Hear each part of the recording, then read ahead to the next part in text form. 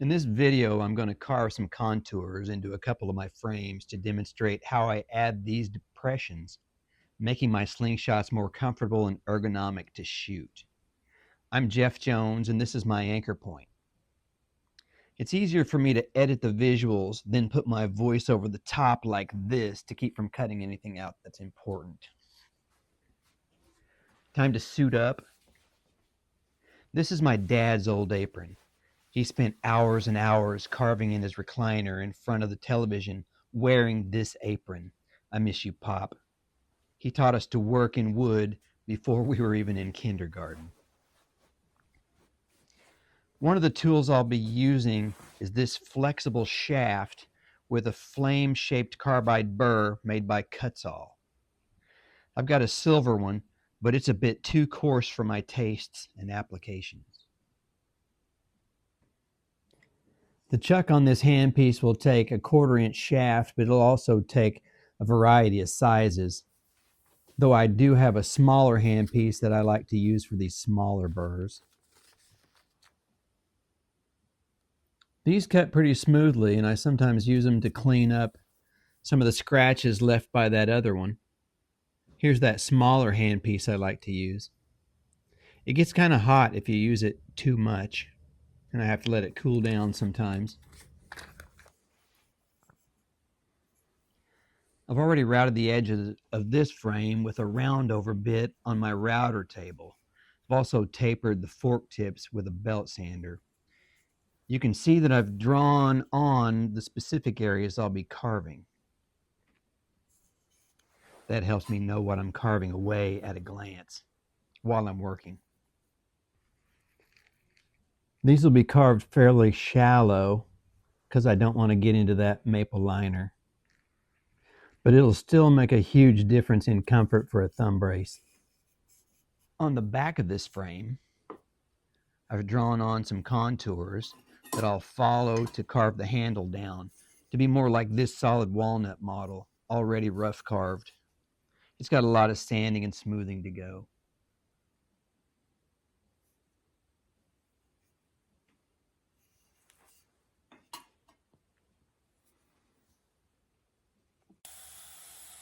Get into a comfortable position where you can hold the frame and the handpiece as steady as possible.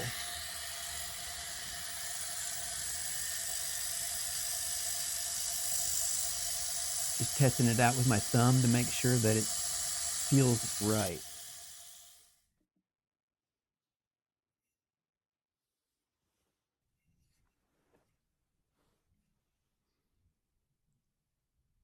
This really is my favorite burr. I've got several others in different shapes, but this is my go-to. Regardless of size, it's the most versatile.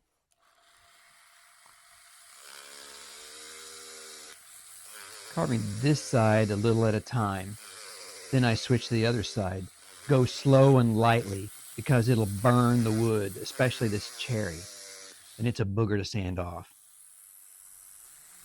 And this burr makes some serious scratches that are easier to scrape than sand when I'm carving in this feature. If I can, sometimes I'll use a cabinet file if the contours of the frame allow it. But here's a scraper I like to use. Always scrape down and usually with the grain. Up and against the grain will chatter or take chunks out. I like scraping a little bit more than I like sanding on something like this because I can actually follow the contour with that curved scraper.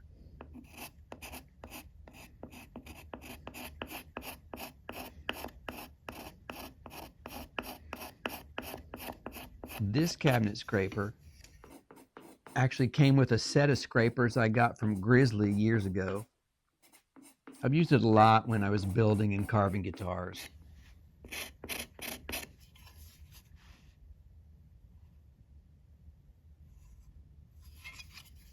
It's actually not that difficult to sharpen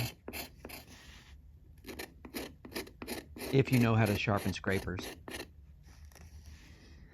And I think it's safe to say This one could use some sharpening. I think it's been a while.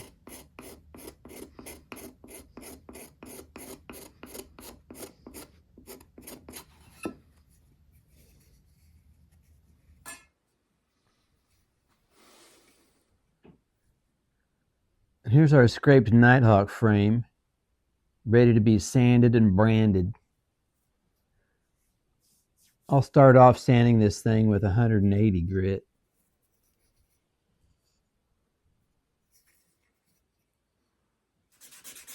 I keep a couple thick veg tan chunks of leather to use as a backer for my sandpaper.